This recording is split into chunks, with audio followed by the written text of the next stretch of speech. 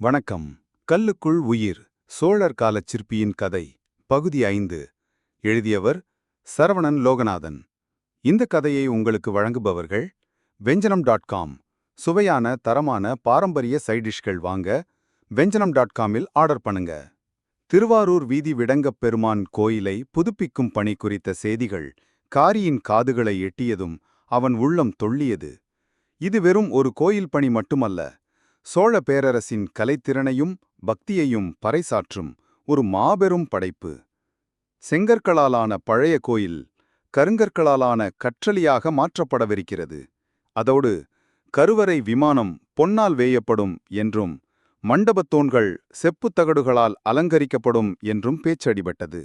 ஸ்தபதிக்கும் இந்த பணிக்கு அழைப்பு வந்தது. இது சோழ பேரரசின் தலைநகரில் நடக்கும் ஒரு பெரிய பணி என்பதால் பல சிற்பிகளும் கலைஞர்களும் இந்த மகத்தான கட்டுமானத்தில் ஈடுபடவிருந்தனர். காரி, இது உனக்கு ஒரு பொன்னான வாய்ப்பு. நூற்றுக்கணக்கான சிற்பிகளுடன் இணைந்து வேலை செய்யப் போகிறாய். ஒவ்வொருவரிடமிருந்தும் நீ கற்றுக்கொள்ளலாம் என்று ஸ்தபதி அவனை உற்சாகப்படுத்தினார். திருவாரூரை நோக்கி ஸ்தபதியுடன் பயணம் பட்டான் காரி. நீண்ட பயணத்திற்குப் பிறகு திருவாரூரை அடைந்த போது கோயில் வளாகத்தில் ஏற்கனவே பெரும் பரபரப்பு நிலவியது. எங்கு பார்த்தாலும் கல் குவியல்கள், செதுக்கப்பட்ட சிற்பங்களின் பாகங்கள், கட்டுமான பொருட்கள், நூற்றுக்கணக்கான தொழிலாளர்கள் மும்முரமாக இயங்கிக் கொண்டிருந்தனர். அங்கேதான் காரி பறவை நங்கையாரை முதன்முதலில் கண்டான். ராஜேந்திர சோழனின் அழுக்கியாரான அவள் தனது பேரழகாலும் தியாகேசர் மீதான தனது ஆழ்ந்த பக்தியாலும் அனைவரையும் கவர்ந்தாள். பறவை நங்கையார் கோயில் பணிகளை மேற்பார்வையிட அடிக்கடி வருவார். அவர் கண்களில் ஒரு அசைக்க முடியாத நம்பிக்கை இருந்தது. பழைய செங்கல் கோயிலை கற்றளியாகவும் பின்னர் அதை ஒரு பொற்கோயிலாகவும் மாற்ற வேண்டுமென்ற தீராத கனவு அவருக்குள் கனன்று கொண்டிருந்தது. ஒருநாள் கோயில் கருவறை விமானத்தில் பொன் தகடுகளை பொருத்துவதற்கான விவாதங்கள் நடந்து கொண்டிருந்தன. ஸ்தபதி பொன் தகடுகளின் கனம், அவற்றை இணைக்கும் நுட்பம் குறித்து விளக்கிக் கொண்டிருந்தார். பறவை நங்கையார், எத்தனை கழஞ்சி பொன் தேவைப்படும் ஐயா என்று வினவினார். ஸ்தபதி, அம்மையாரே, சுமார் 20,643 கழஞ்சி எடையுடைய பொன் தகடுகள் தேவைப்படும் என்று கணக்கிட்டுள்ளோம். அதோடு மண்டப தூண்களையும் கதவுகளையும் அலங்கரிக்க 42,000 பலம் எடையுள்ள செப்புத் தகடுகள் தேவைப்படும் என்றார் ஸ்தபதி. காரி பிரமித்து போனான். இதுவரையிலும் அவன் நாணயங்களைப் பற்றி மட்டுமே அறிந்திருந்தான். ஒரு சிறிய மாடை நாணயம் ஒரு கழஞ்சி எடையுடையது என்று கேட்டிருந்தான். ஆனால் ஒரு கோயிலின் விமானத்தை மூடுவதற்கு இவ்வளவு பொன் தேவைப்படுமா? ராஜேந்திர சோழனின் செல்வம் மட்டுமல்ல, பறவை நங்கையாரின் பக்தி எந்த அளவு ஆழமானது என்பதை காரி உணர்ந்தான். அந்த பொன் மற்றும் செப்புத் தகடுகளை இணைக்கும் பணியில் ஸ்தபதிக்கு உதவியாக காரி ஈடுபட்டான். விவசாய கைகள் இப்போது மெருகேறிய சிற்ப கைகளாக மிக துல்லியமாக உலோகங்களை இணைத்தன.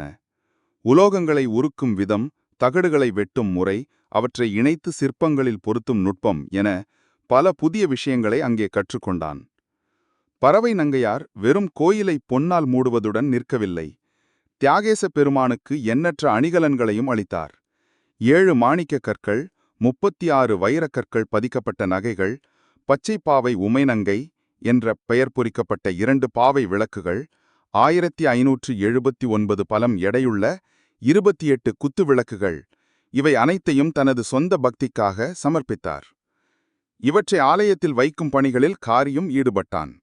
ஒரு விவசாயியின் மகன் ஒரு மாமன்னனின் ஆலயப் பணிகளில், அதுவும் பறவை நங்கையாரின் நேரடி கண்காணிப்பில் ஈடுபடுவது என்பது அவனுக்கு கனவு போலிருந்தது. ராஜேந்திர சோழன் தனது 18வது ஆட்சியாண்டில் தொடங்கிய இந்த கோயில் பணி விரைவிலேயே கற்றளியாகவும் பின்னர் 20வது ஆட்சியாண்டில் கிபி 1032இல் பொன் மற்றும் செப்புத் தகடுகளால் அலங்கரிக்கப்பட்டும் முடிவடைந்தது. இந்த மாபெரும் பணிகளின் நினைவாக கோயில் அதிஷ்டானத்திலும் சுவர்களிலும் கல்வெட்டுகள் செதுக்கப்பட்டன. இந்த கல்வெட்டுகள் பணியின் ஒவ்வொரு கட்டத்தையும், எவ்வளவு பொன் செம்பு பயன்படுத்தப்பட்டது என்பதையும் பறவை நங்கையாரின் பக்தியையும் குறித்து வைத்திருந்தன. காரி அந்த எழுத்துக்களை உற்று நோக்கினான். ஒரு மாபெரும் வரலாற்றின் அங்கம்தான் என்பதில் பெருமை கொண்டான். ராஜேந்திர சோழனும் பறவை நங்கையாரும் திருவாரூர் வீதிகளில் தேரில் பவனி வந்து தியாகேச பெருமானை வணங்கிய போது அவர் இருவரும் நின்ற இடத்தின் நினைவாக ஒரு குத்து விளக்கு வைக்கப்பட்டது.